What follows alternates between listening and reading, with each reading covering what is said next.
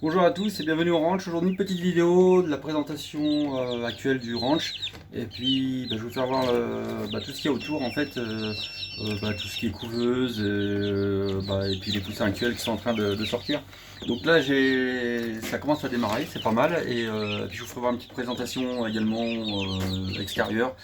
J'en ai déjà fait mais bon là j'évolue donc voilà, je referai une petite présentation de ce que j'ai autour. J'ai des pans, je viens d'avoir des pans. Donc voilà, donc à tout de suite pour la vidéo. Alors la couveuse actuelle, donc là ça commence à donner, je précise c'est pratiquement tous mes œufs, hein. J'ai acheté des cochins, j'ai des œufs de cochins, donc on va faire un petit tour. Voilà. Donc là il y a à peu près 60 œufs, hein. Je suis à 55. Voilà, là c'est toute la dinde, pratiquement tout en dinde. Ici j'ai quelques dindes et puis des marrans, des pékins et puis du cochin. Donc voilà, donc c'est une couveuse qui fait quand même à peu près 60 œufs. Ici les derniers qui sont nés. Alors qu'il n'y en a pas eu grand. J'ai pas à un moment donné, j'ai eu pas trop d'œufs qui sont sortis. Donc j'ai de la rousse. J'ai fait un test sur la rousse, voilà. La rousse c'est celle-là, je sais pas si on la voit. À côté, j'ai fait des croisements en fait entre Faverolles et puis poule de soie. Donc voilà, bon là il y en a qui viennent de naître il n'y a pas longtemps. Alors ici il va falloir s'accrocher, attention on y va. Ça va être quelque chose. Voilà, je sais pas si on va arriver à voir. Donc là, j'ai du marrant, j'ai fait des croisements aussi pour moi, hein, c'est de la poule pondeuse.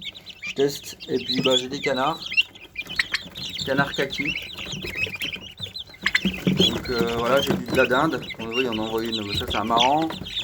Donc ça non. Alors voilà, il y a de la dinde. J'ai 4 dindes là-dedans. J'en ai une vingtaine qui vont arriver. Le système, vous voyez, il est simple. Hein. J'ai acheté ça sur Ducatillon avec mon eau en dessus pour nourrir en eau pour avoir toujours de l'eau propre. Parce que j'ai remarqué que l'eau sale était mortelle pour les poussins. Donc là, je me suis fait une petite pièce à côté de la maison avec de la récup. Donc une petite Pékin, bon, j'ai mis une petite Brahma, une petite Bressane avec. J'ai le mâle Pékin qui est là-bas, donc je vais essayer des couleurs. Voilà. Alors ici c'est ma troupe de dindons. Donc j'ai 2 femelles bronze, un mâle et couple royal. Alors ici 3 poules marrants, un coq de poule.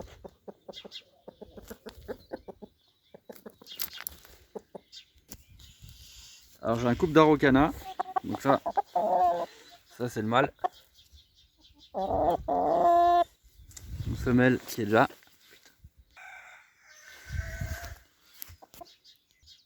Une azur. Donc c'est tout, c'est des poules qui font des œufs bleus.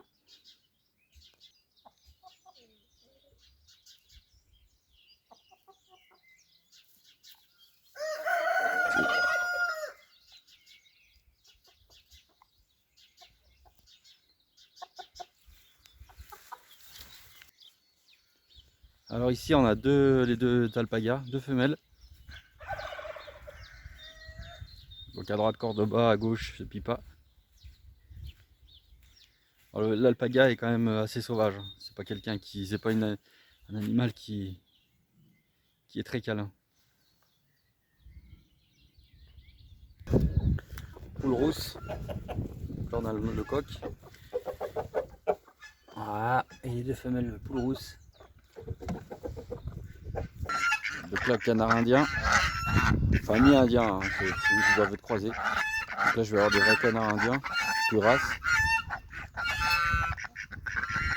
Ici les 3 voies de Guinée. Blanche. Donc là une femelle Brahma. Brahma doré. Brahma maillet doré. Le mâle et puis elle qui est tout blanche. Donc qui est pas toute jaune non plus. Donc ici on a 2 cochins. Donc la femelle blanche, le mâle rouquin.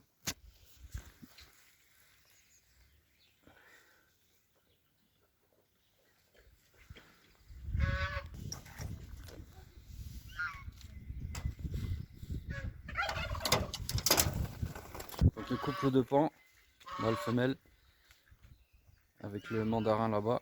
Je vais m'approcher.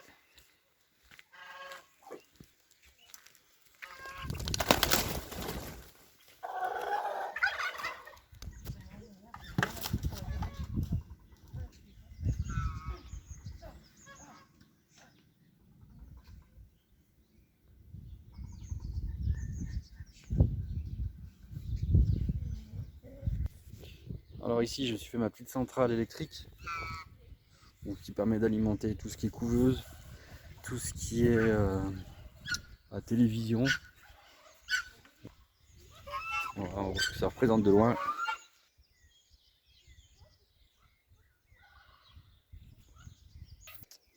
Donc ici, premier parc, donc ça sera les parcs où on va mettre des brahmas avec des oies céréops. Donc il sera écrit en haut sur le lien, je ferai voir la photo, je ne les ai pas encore. Donc deuxième parc avec les canards, les coureurs indiens, pardon.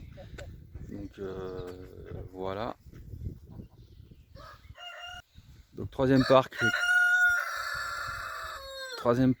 qui n'est pas terminé, donc ça sera certainement soit les cochins qui sont dans la volière qu'on va voir après.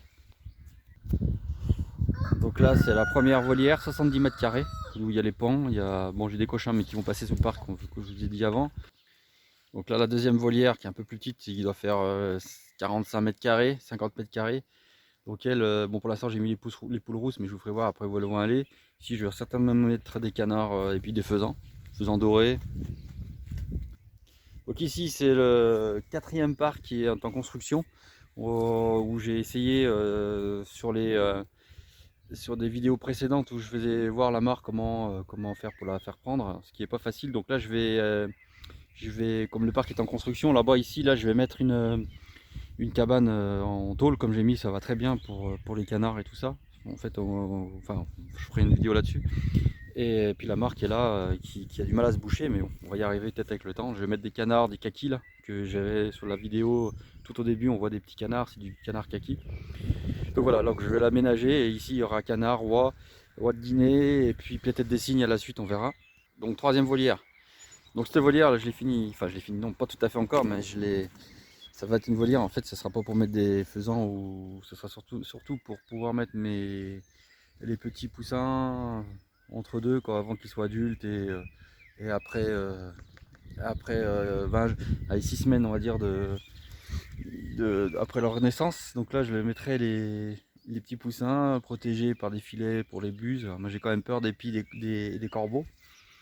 Donc voilà la mare qui est creusée, il y a 75 000 litres une fois pleine, mais bon voilà, elle arrive à se remplir, mais très rarement quand vraiment il y a des grosses pluies, mais ça retombe direct.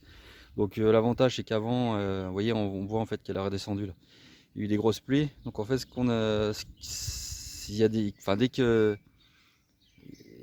dès que les pluies s'arrêtent, en fait ça repart dans la terre. Donc il faut en fait mettre des canards, Donc ça c'est le cinquième parc avec les poules de Pékin. Et j'ai une poule pondeuse de Bresse pour pouvoir pour nos œufs à nous. Donc ici c'est le sixième parc avec les marans. C'est un parc qui doit faire 45 mètres carrés. Juste derrière, donc j'ai mis 2 cabanes en tôle réunies, 125 € la tôle. Ah, très bien. Et puis derrière, où il y a les araucanas, un parc qui est bien grand. Celui-là est très grand. Je dois être à 70 mètres carrés, pas loin. Et puis derrière, c'est grand terrain où les alpagas tournent, mais les alpagas ils sont plus hauts. J'ai un truc là-bas. Et là j'ai refait un autre terrain où je vais certainement mettre les poules rousses, poules pondeuses. Donc je vais m'attaquer aux poules pondeuses aussi. Donc voilà, là il y a pratiquement 100 mètres carrés. Donc là je reviens sur l'aquaponie, hein, pareil, il faut aller voir les vidéos précédentes, hein, sur les 3 étapes d'aquaponie que j'ai fait. Donc là, sur la vidéo précédente on n'avait pas de temps, mais regardez, bon, les salades ça commence à être pas mal. Les épinards on n'en parle plus, il faut que j'y repique, mais avec le temps actuel c'est un peu la galère. Du persil, du céleri avec des tomates, là j'ai profité de faire des boutures, de la salade voilà, qui commence à pousser, on voit. J'ai mis 2-3 épinards, j'ai essayé.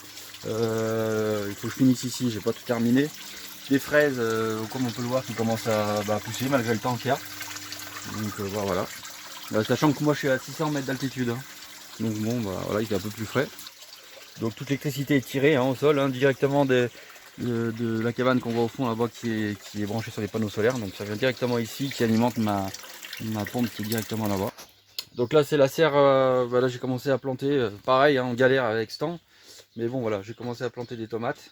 Donc on va voir, ça va vite. Moi je pense que dès qu'il y aura un rayon de soleil ça va pousser. Donc pareil, bon, je suis en train de finir de mettre l'installation. J'ai fait de la brumisation.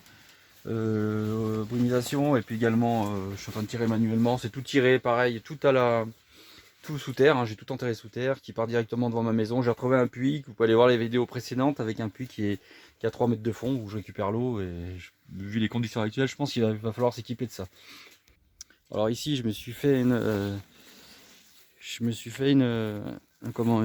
poser des vignes, on verra ce que ça va donner.